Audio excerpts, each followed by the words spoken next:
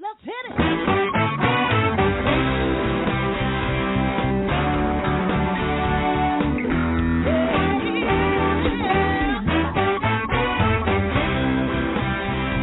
Well, hi, everyone, and welcome to Alzheimer Speaks Radio. I'm your host, Lori LeBay, and I'm so excited that you're joining us today.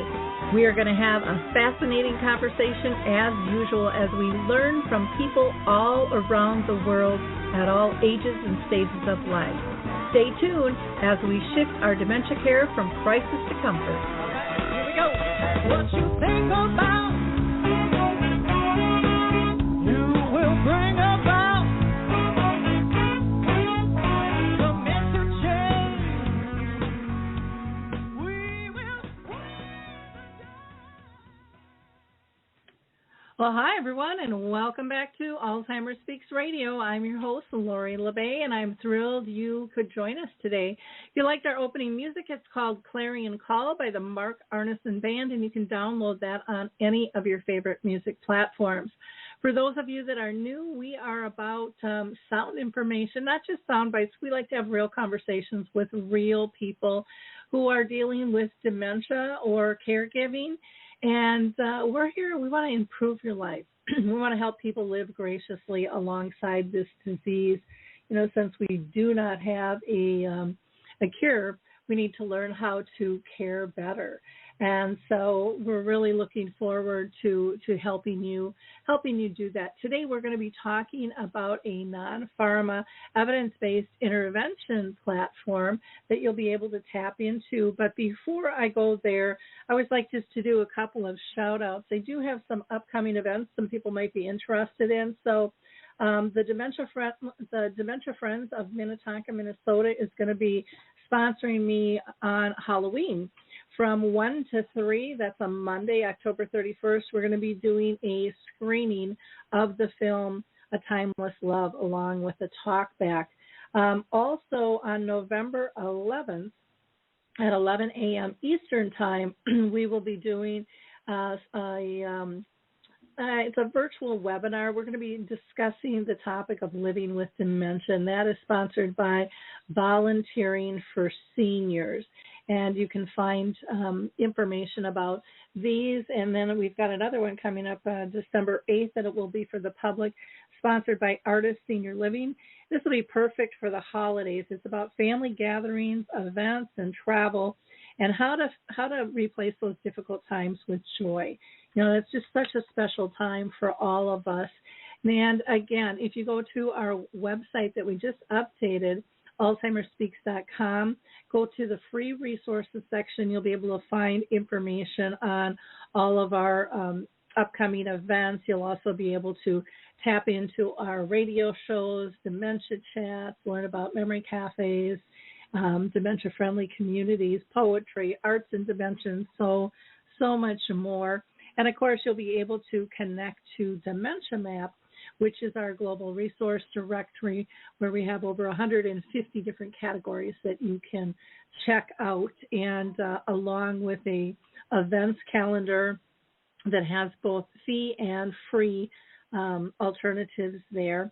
We are going to hear quickly from the Adaptive Equipment and Caregiving Corner, and then we're going to be right back with our guest and start this show. I love the footbar walker, and let me tell you why. It is the option for my toolbox that I've been waiting for. Let's be honest. There are some clients who, despite our best rehab efforts, just aren't able to return to performing a sit-to-stand transfer on their own. Now I can offer my caregivers an easier, safer option that doesn't involve hoisting their loved one up from a sitting position. I don't recommend this walker for all of my clients, but I do recommend this walker for those caregivers looking for an easier, safer option with transfers. I would also encourage other therapists to add this walker to their toolbox. It's kind of like having my own mobile parallel bars for the client to pull up on.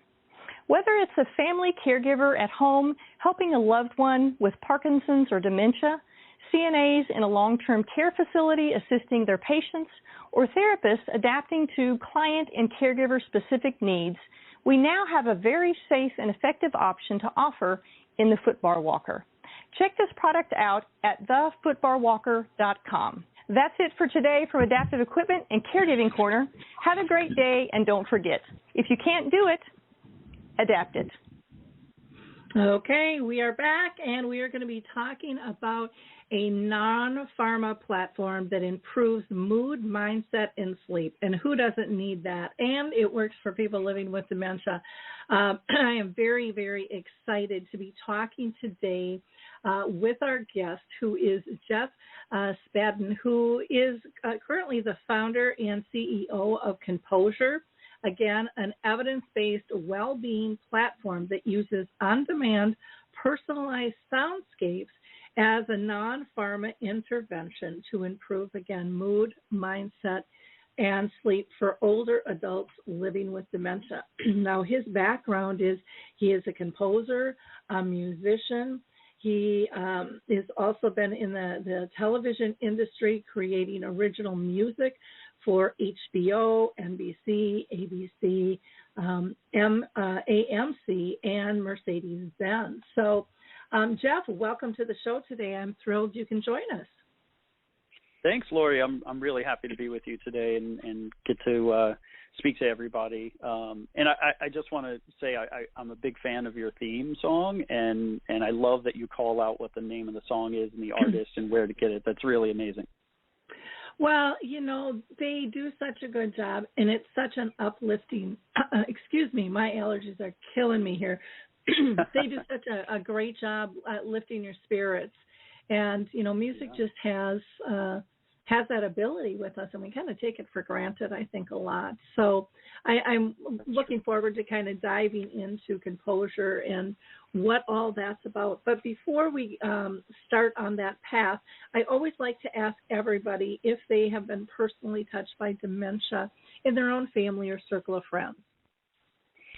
Yeah, actually sort of in two cases. On my family side, my grandmother, my maternal grandmother, actually had dementia in her final few years. And, you know, sort of the big unfortunate part of that was she lived in a pretty rural part of Texas, and it was during a time that my wife and I were starting our family, and I wasn't even able to get down there to visit with her. You know, she definitely experienced that. And then my father-in-law, my wife's dad, developed Parkinson's, and later also developed dementia. So yeah, I'm well aware and familiar, and you know, I think additionally, I just want to say, as we've been talking about Composure and all the things that we'll talk about in a minute, I would say clearly 85% of everyone I speak to has a direct contact with this. Yeah, the numbers are really high, really high. I know I can speak to a crowd of like 1,000 people and have them all stand up, and I ask 6 questions, and at the end there might be 5 or 6 people standing that haven't been touched. And I mean, that's a really minute amount. But it's a conversation we don't have very often, so we don't really know. But it's one that we need to have much more. So thank you for sharing your experience with us on that. Well, let's talk first about, you know, what led you here, getting into kind of music for healthcare, you know, as a whole, when you've had a career involved in composing music for films and all that stuff. What pulled you into healthcare? Well, there's a couple things, and kind of the one surprising thing I've noticed as I've gotten more and more involved in healthcare is how fundamentally it's kind of the same job, whether I'm writing music for the stage or for film, TV, advertising, healthcare. Each use case has its own specific requirements and needs and challenges, but fundamentally what I mean by it being the same is that music is far more than just entertainment. It's communication, it's a way of connecting with people, it's a very powerful tool for our moods and our mindsets and our general outlook. And, you know, this is something that I guess going back to the genesis of the question, what led me here, even reaching further back in my career when I was a performing musician, I used to play trumpet in different jazz and pop bands and so forth. And the sort of instant reaction people have to music is not psychosis. It's not some crazy sort of off-the-wall thing. It's an instinctual part of what it means to be human. Hearing music and sound, we feel it in a very visceral way, and that, throughout my career, I've been deeply fascinated with what is going on there. What is the physical reaction? What is the neurological reaction? What are the psychiatric, or psychological reactions? And why is this all interconnected? So to me, this just felt like a natural progression, as I went from writing music to film and now sort of looking at how we can deliver, soundscapes and sounds that have healthy outcomes and do it at scale for people. Okay. Well, and we're seeing so much more research being done on this, which is about time. I think music is one of those subtle components in our life that we just really don't always pay as much attention to the effects that it has on us. Yet we know we like it as background. We know it can change our mood. It can make us laugh. It can make us cry. It can make us feel sentimental on all different types of level and pull us back into time. Perk our energy up, slow us down. But again, we really aren't conscious about all those things at play, but I think a lot of times know how to tap into those things. I do want to mention to our audience that we are live today, and so you can call in with your questions, and I see we do have a caller right now, but that number is 323-870-4323. 870-4602. I want to ask Jeff one more question, and then I'll get to our caller, and that is, what are some of the biggest changes in music and in audio as a whole compared to 10 years ago that you're seeing? Yeah, well, it's interesting. I sort of mentioned before that music is a tool for mood and mindset and these kinds of issues, and I think it's something that, we, as you were alluding to, we kind of, we use these things instinctually. And that's actually kind of what we're noticing is a big shift. I think for many, many years, throughout the 20th century, with all its progressions in, recording music, distributing music, and so forth, I think we're seeing sort of a resurgence of music and sound as being playing more of a functional role in our lives. So, as you say, something that, if you need help focusing, then put on some music. If you're feeling stressed and want to calm down, you can put on some music or listen to some nature sounds, perhaps. Everybody has things that work for them. And, there's a couple, another couple of trends that we're sort of noticing are influencing the role music and audio have in our lives is, even going back to healthcare for a second. I mean, we're seeing we're in a moment in time when healthcare is starting to embrace this idea of holistic approaches, that what is good for the mind is also good for the body and vice versa. And, music is one of these modalities where it is, something we listen to. We can listen to it passively, and it has an impact on how we feel. We can also be participating in music, and that encourages body movement and all kinds of physical activation, dancing and so forth. And so that's a kind of a seismic shift. And I'll say that some of this has given way because, the digital revolution and the internet has greatly democratized the creative experience. So, new music is coming out on a nearly per second basis in the world somewhere. And if somebody produces and creates a new piece of music, they can put it on the internet and it goes out to millions instantly. That is a moment, we're living in a moment of time where that special kind of democratization means that we might need to find new ways to use and have purpose and intention for the music that we use, because it is so ubiquitous now. And lastly, kind of on the big seismic shift side of things, what I'm noticing is there's a generation, coming up now in great numbers, often referred to as the baby boomer population, that are really the first big generation to demand personalized experiences, things that work for them as an individual, not not as a group. And these personalized experiences mean that some music, especially if we're using it functionally in our lives, needs to fit you as a person, and that goes. We believe at Composure it goes beyond just finding your favorite artists and playing songs that you recognize. Yeah, one of the things that hit me even when I was asking that question was how much more mobile, music is, how much more easily accessible. I mean, I grew up with, 8 tracks and records, and a lot of people don't even know what those things are. And so you had to like gather and be in a place to listen, or you had to hop in your car, but it was limited to a few channels. And, if you got out of range, so sorry, you didn't have any music. And now it's really, it's in our purse. It's really in our wallet, on our phone.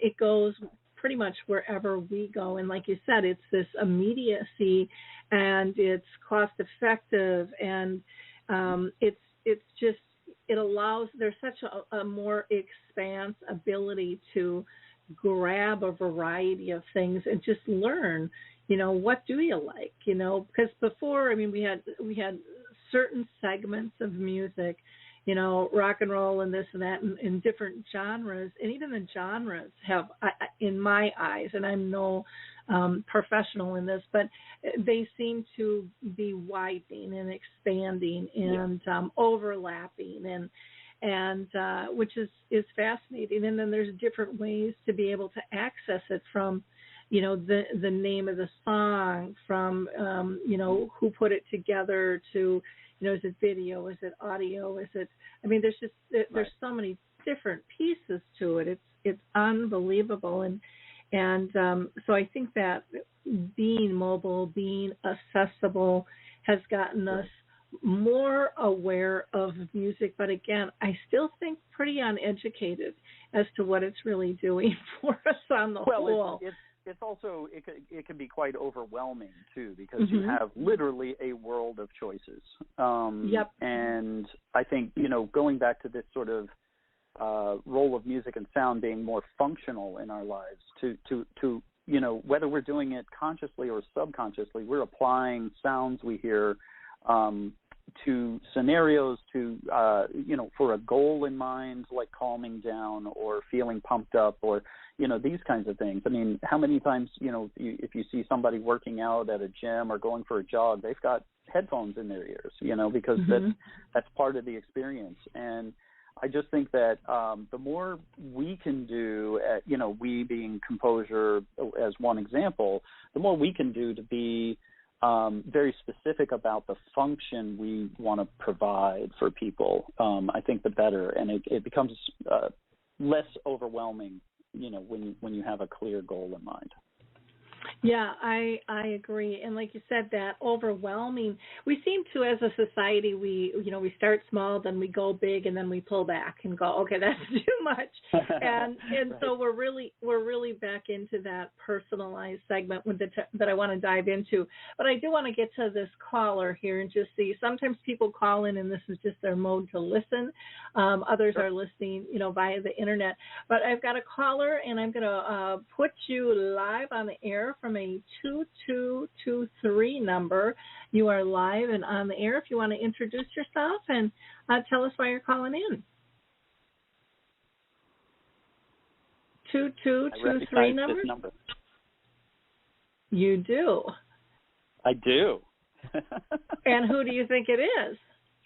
I believe that's my mom trying to call in. She may be listening in through that mode. Oh, okay. Mom, did you want to if this is you, do you want to say anything, or do you prefer just to be silent and a mouse in the corner there and listen in? Okay. It sounds like she wants to be a mouse and just listen in, and that's okay. That's perfectly okay. fine. So, let's get in. Let's get into talking about Composure, and what kind of platform is it, and how does it work? Oh my gosh, I scared her off. She hung up. I feel bad now. So it's perfectly fine. Perfectly fine. Yeah.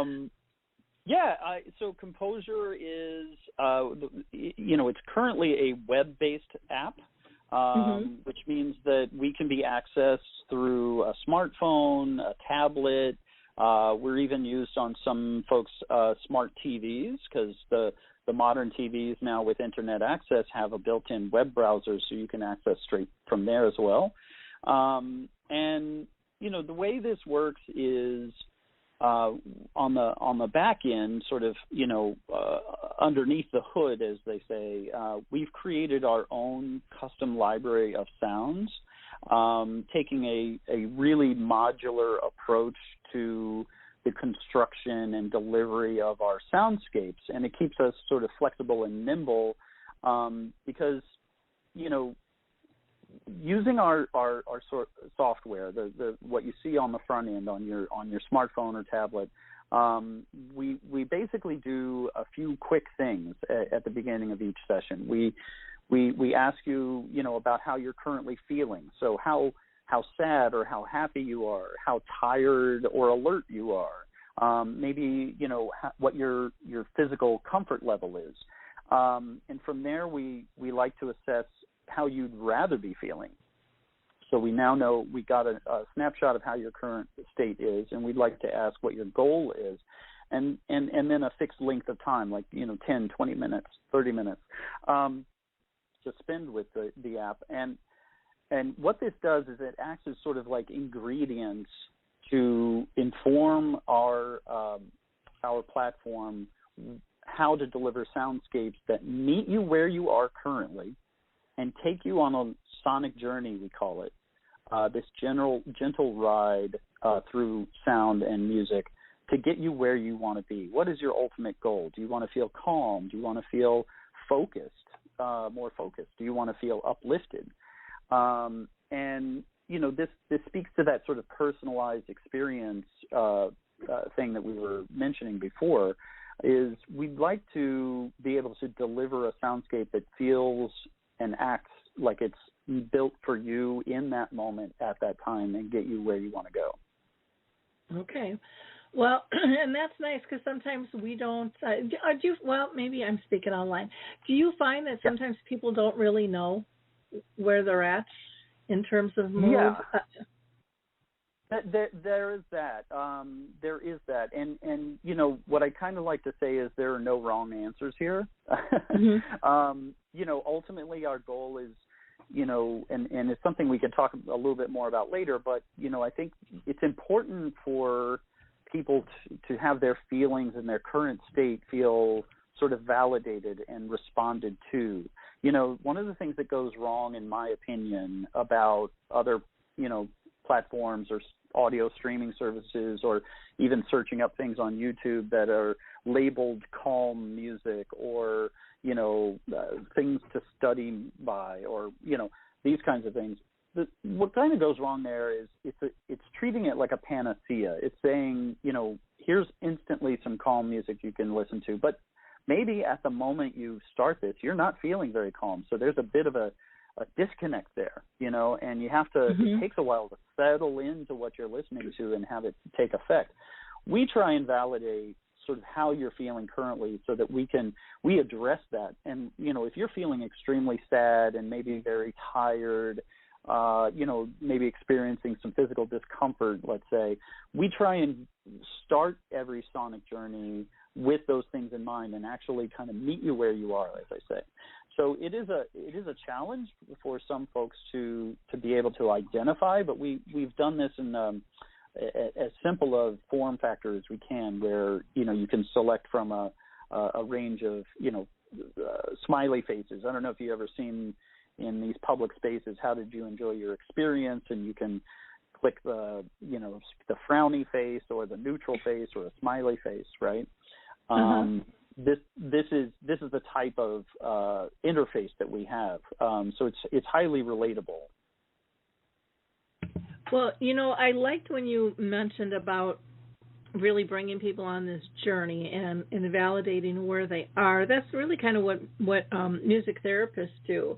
They say that all the time, that somebody might be depressed. We can't just flick a switch and say, okay, now you're going to be happy. You're going to hear the first beats of the song, and your life's going to change, and your mood's going to change. That's not how it works. So I hear them say all the time that we start where they're at, and we gradually change the tone and work with them. And I think that's something that a lot of us don't really understand. We'll just say, no, I don't want to listen to that right now. But we don't really know why we don't want to listen to that right now, because it's not congruent with where we're at. And we need something to make sense to us. And so what a subtle way of validating emotions. And I think the other thing is, people are ashamed a lot of times of emotions. If they're depressed, if they're angry, we all have this wide a range of emotions. I don't think there's a person on earth that doesn't, unless they are really heavily medicated and just streamlined. But that's not the norm, and it's probably not the healthiest either. But we have to learn techniques to support us on these things. Go ahead. I'm sorry. Absolutely. No, you just triggered another thought for me, which is, at Composure we talk a lot about well-being, and that term feels kind of broad at times. And, I've been thinking a lot lately about what that really means. And to me, yes, our mood and our outlook and our mindset have a great impact on on our health and how we feel. But it's not to say that we have to, stay happy and upbeat all the time, right? That's unrealistic. To me, maintaining a sense of well-being is how often and for how long you can experience comfort and peace, despite circumstances. This is sort of a hallmark of what it means to maintain well-being in my mind. And, even in your show intro, it talks about going from crisis to comfort. And I thought that was just so beautiful, because that as we all, as humans on this planet, experience crisis from time to time, we want to, find things that work for us to regain our sense of well-being, and particularly those living with dementia, are in need of tools and techniques and options to experience that transformation. And so, when we listen to music and sound, it's funny. There's actually some additional research in this field, not specific to dementia per se, but just to the human condition, that some people say, oh, you're feeling very sad. Well, here's some really upbeat, happy music to listen to. Well, no, actually the research proves that if you're feeling sad and you put on sad sounding music, then you actually end up feeling better anyway at the end. There's only one sort of emotional category which that doesn't totally work out for people, which is when you're feeling angry and you listen to angry music. That the evidence suggests that prolonged exposure to angry sounding music or really sort of aggressive music, that it doesn't actually help shift the mood, it just reinforces it. But in a lot of other sort of mood states and conditions, it is often the time that you can listen to something that matches and validates your feeling, like we've been talking, and that alone helps improve your outlook. Well, and I think with other emotions, there's so many different things I want to say. When you said about the anger, it elevates us, it lets us stay in that place, but it doesn't give us an out. But if we're sad or depressed, a lot of times, I know I'll just start crying, but then that's a release. It lets me feel and it lets me release. what it is I'm holding. Where the anger, you might not until you punch somebody, and that's going to get you in trouble. Right. And when you talked about, this is great for people with dementia, I really want to expand this, and I think this is a really important point too, because I'm a firm believer what is good for dementia is good for the world. And a lot of times we focus on someone who is ill and we're going to do this for them. But when they are calmer, when they are more peaceful, when they, are having a better sense of quality of life and well-being, so do we who are caring for them or are just in a surrounding room with them. We have a ripple effect between all of us. And it's massively huge. And again, a subtle thing that we don't always pick up on, but it is profound. And, there's movies that are out there in films that kind of show, this awakening where somebody can be disconnected and then all of a sudden they kind of come alive, like Alive Inside is a perfect example. And everybody's mood in the room changes because they notice that Henry has come alive, and right. and they feel that. And so, again, sometimes as care partners, professional and or personal, this is good for us too. Staff are under a lot of duress. They're understaffed, overworked. We need to leverage these tools to help everybody kind of stay calm, find that peacefulness, and be able to share a joyful, peaceful moment. Whatever that looks like, it makes a huge difference in our interactions, in our beliefs of do we have value in our job and what we're doing as a person. We have that interconnectedness that I think, again, is overlooked so many times. So to be able to personalize this is so important. Go ahead, Jeff. Yeah, you're so right, and you really do you've covered a lot of things that we spend a lot of time thinking about at Composure, in terms of how we sort of distinguish our offering and our approach from some other things that are out there. We look at trying to foster presence and connection, whether that connection is with another person that's with you or it's a connection back to yourself and to your surroundings and your environment. I mean, you mentioned right off the top of the show about how we sort of take music and sound for granted and what it does for us. We're pretty much bombarded all day long with environmental stimulus of all kinds, and sound is a big part of that we don't necessarily know that we're affected by. But it's true. We talk. There's an architect who and an acoustician professional that uses this phrase, the tyranny of the eyes, which means we're so biased about what we see and influenced by what we see that we take our ears completely for granted. And if you were to experience your environment with your eyes closed, you'd be amazed at the detail, the granularity, the sort of specificity of the world around you just by what you hear.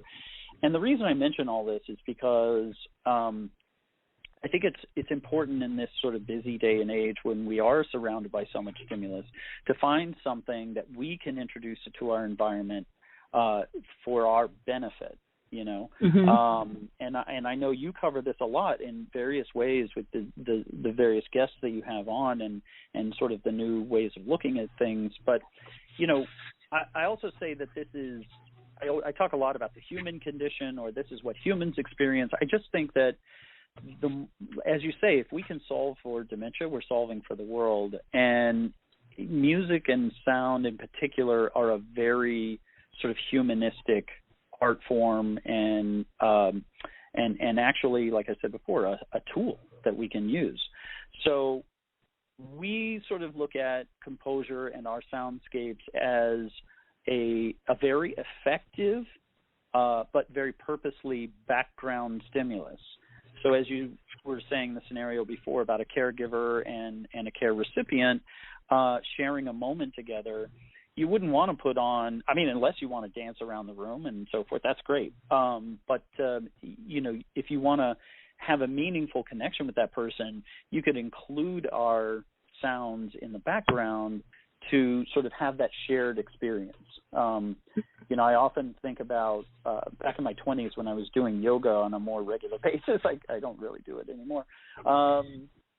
The best yoga teachers I had all put on music before anyone even entered the classroom. And the reason for that was because we're all coming from our busy lives, our distractions, our thoughts and plans and all that. And then you enter this space that has this very particular sounding music. And all of a sudden we go from 20 disparate, separate, siloed people to one unit. And it's the best environment to, a best way to kind of collectively get people, experiencing the same thing and feeling more connected.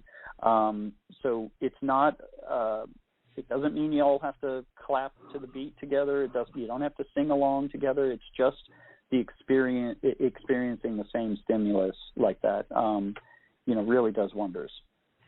Well, and the other thing it can do is really set up a routine.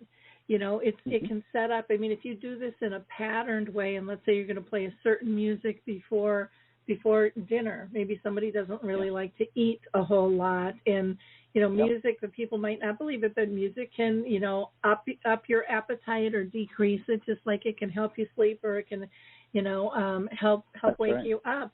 Energy levels, all of, flipping the moods, all of those types of things. So, by using this stuff, you can set up patterns so that someone gets used to, hearing that, I bet we're going to eat, even though that might not go through their mind, especially with someone with dementia. As the data kind of falls away, they, describe their mind sometimes like Swiss cheese. The feelings, the cheese itself still exists of what's about to come. And that to me is really, really important in and of itself. I'm glad you kind of talked about the differences in your music compared to others there. Was there anything else that you wanted to add to that piece at all? No, I think that we have such enormous respect for music therapists. We're very careful not to say that we're music therapy. This is not this is not the territory in which we exist. We're a wholly separate thing. The work that music therapists do, they're true healers in the purest of forms. And we have such respect for what they do. I think the act of engaging in musical performance or sing along or even just having someone with you as they are performing music, there's some really deep therapeutic benefits to that that's clear through evidence. We sort of look at what we do as, again, being this, it's tongue in cheek, but we're sort of the best sounding music that you're not supposed to pay attention to. We're meant for the background. We're meant to sort of help bring you into a more present state of mind and help very quickly. We've seen in less than 5 minutes, we've seen folks kind of turn themselves around with just by listening. So those are some of the main differences. We really focus on presence and connection, whereas, let's say some other programs that lean on music and sound might be connecting with their past and looking at reminiscence and the power that holds. Is amazing, enormous evidence around that as well. It's just a different type of, modality, I guess you could say. And all of these things can be used interchangeably and complementary to one another. I will say that, we so far as a company have been working directly with senior living communities within their skilled nursing environments and memory support environments. And the other benefit sort of that we have been looking at and investigating is, a lot of these care environments, the care staff are, generally overworked. They're stretched really thin, and they're not really able to tap into how each individual resident's mood state is and how that might be shifting over time. And one thing that we can do is look at how our platform has been used, and how feelings and current states have been reported, and be able to look at that over time and see if that's a help to, is there something going on? Let's say, Helen has been experiencing a decline in her mood over the past couple of weeks. Well, that's a great thing to go chat about with Helen.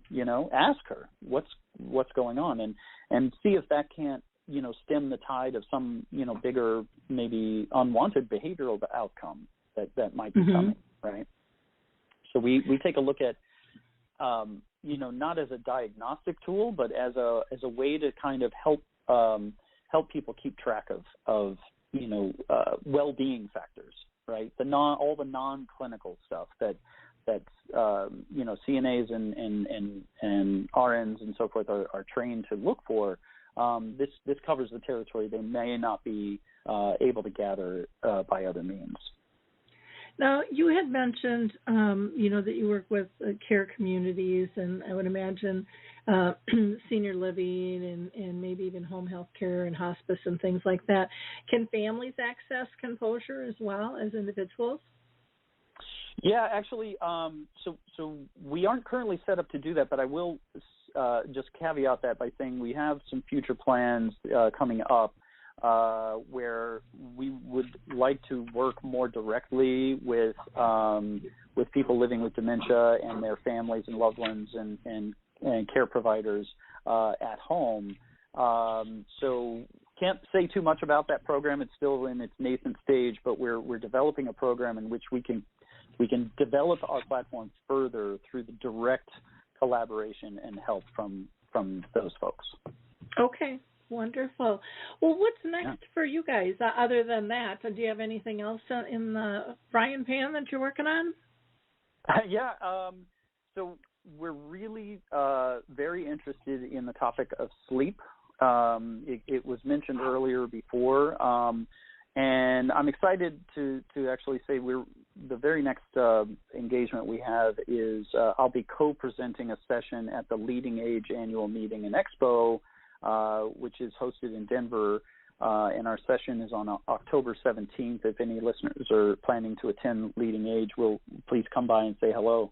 And I'm co-presenting, like I said, with a gerontological researcher that we worked with. Her name is Adi Aboushouche, and a director of memory support at a community site that we have been fortunate to partner with. I'll speak about that in a little bit more in a second. The session itself is really sort of broadly talking about how music and sound can be used with purpose and intention within senior living environments to, as you pointed out before, benefit everyone, not just a resident, not just a staff member, but everyone. And so, as I mentioned, sleep before, a big portion of this session is also dedicated to sharing some research we did last summer. So summer before last, I'm now realizing we're nearly in fall here. The research we did was in conjunction with the Center for Health Design and was conducted in a newly built memory support building called Meadowview, which is part of the Garden Spot communities in Pennsylvania. And we've been so lucky to partner with them. They've been incredibly supportive of all our work. And this study was sort of a first of its kind a study to investigate whether or not curated sounds could be applied in a memory support environment to improve quality of sleep, specifically for folks living with dementia. And if we were successful in doing that, what were the behavioral outcomes throughout a 24-hour day cycle? And I'll just say, I mean, the study is under peer review right now for publication, so I can't give away too much of the farm here. But but we were really pleasantly surprised by the results we got. There was a huge improvement in quality of sleep, and we were also kind of taken back at how many different sort of behavioral outcomes also improved by just changing that one part of a person's 24-hour cycle, the sleep part. So I'm really encouraged by that. We're looking at how we can expand on our study and investigate that further through direct work with individuals with dementia and their families, also with more care communities, and and looking forward to the study coming out hopefully before the end of the year this year. Yeah. Well, and that's such an important thing. And again, another thing that's overlooked, because people like sleep, everyone's so focused on what's going on during a day. But boy, I mean, we all act differently if we don't get a full night's sleep. We are groggy, right. We're disconnected, we can get cranky. I mean, there's so many wonderful moods that can pop out of that, Yeah.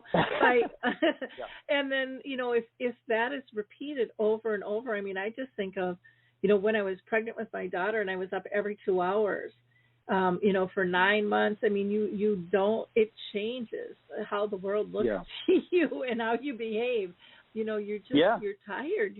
And we also know that, when we sleep, that's kind of when our brain helps, heal the mind and the body as well. So lots of big things. Plus, it can reduce staff stressors in terms of, trying to keep an eye out for people who are maybe wandering into other people's rooms. It can cause a lot of problem, or, sometimes they can steal stuff. Sometimes they're just up, in the community room making noise and waking other people up. I mean, the ripple effect is huge.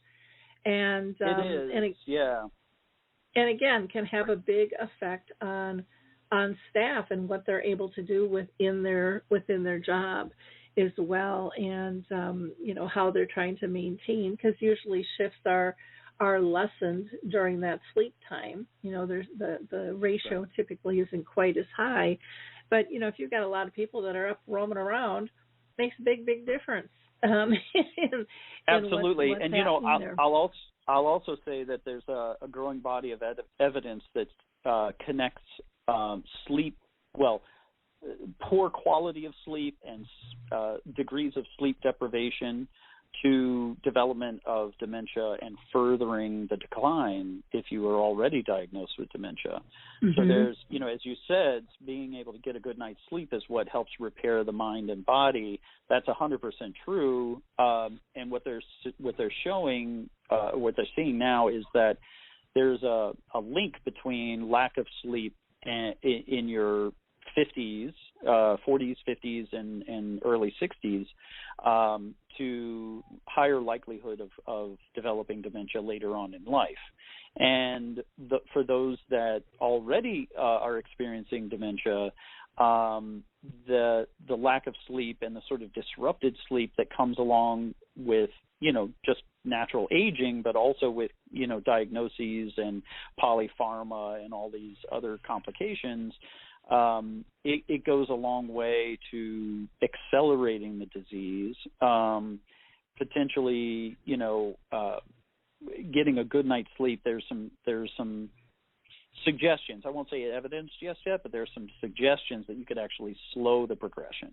So sleep is an incredibly important factor no matter how old you are. And there's more and more sort of investigations in just how far-reaching, a good night's sleep can be. I'm investigating it myself personally. As a friend of mine says, the way to have a great day is it starts with a great night's sleep. Yeah.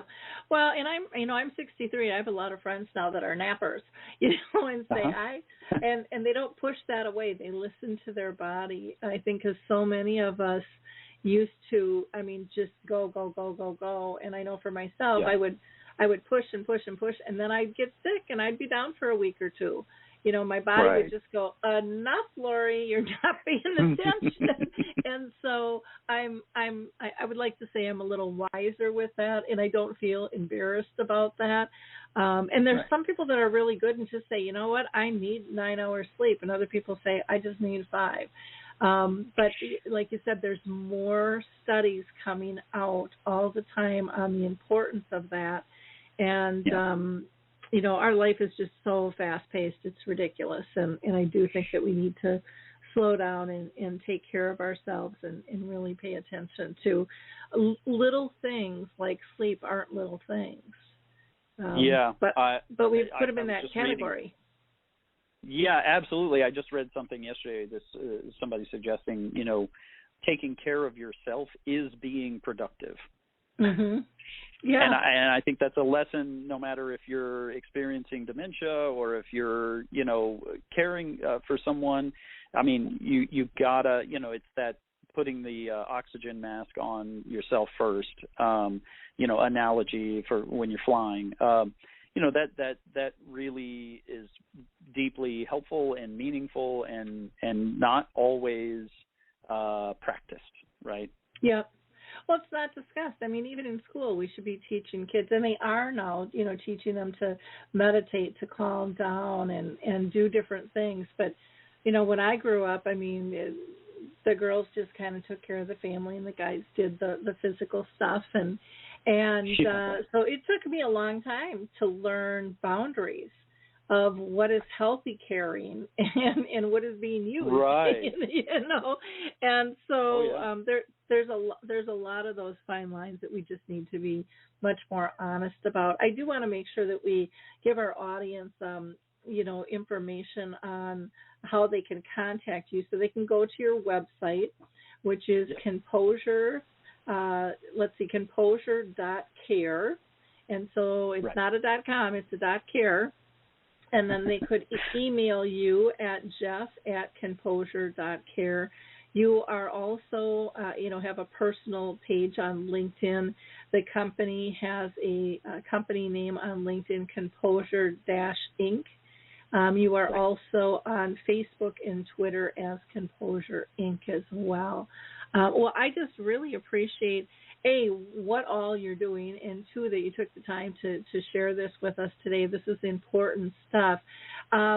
One thing we didn't talk about that some people listening might be wondering is, can you talk about cost to this, or does it really depend on how it's packaged, especially when you're talking with communities and things? Yeah, we're still a fairly young company, and our pricing strategies are sort of in flux at the moment, so can't really speak specifics. But yeah, you said it pretty well. It kind of depends on how it gets packaged and who it's for. I will just say that if anyone out there listening is interested in what I was hinting at before about a program, a co-development program, and getting involved with your own sort of personal feedback and so forth, definitely reach out to me, jeff@composure.care, and we'd love to have you on board for that as we develop the program. Fantastic. Well, again, I really appreciate your information here and your diligence at pulling something together that, we really haven't seen before. I think it's interesting, all these fun, creative pieces that are coming together, and we have to keep our environment open to new ways of thinking. I think that is really critical, especially for healthcare. For us all to be healthy. And, the way healthcare is looking, I mean, the staffing situation is probably going to remain this way for a while. Families are going to be taking more on themselves. So we need as many tools to help improve the situation, regarding dementia, and just, like I said, care for everyone, because this really does have a nice ripple effect in my mind. And can make a big difference. So thank you Absolutely. again, Jeff. Appreciate you being with us. To our audience, I hope that you like, click, and share this episode with people. And Jeff, I'd also love to invite you to join Dementia Map, our global resource directory.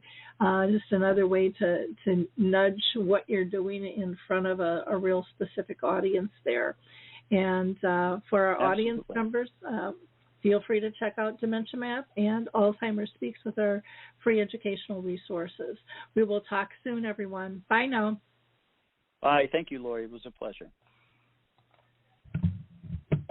Hey everybody, Jared Sebesti here, host of Retire Repurposed. This podcast is dedicated to help people transition into fulfilling and purposeful retirements. Retirement is a big life change. In fact, the two most dangerous years of a person's life are the year they were born and the year they retire. Few people can just flip the switch from working a career 30 or 40 plus years, retiring on Friday without methodical steps to living what we call a repurposed retirement. To listen now, search Retire Repurposed on your favorite podcast platform, Senior Resource, or Life Audio.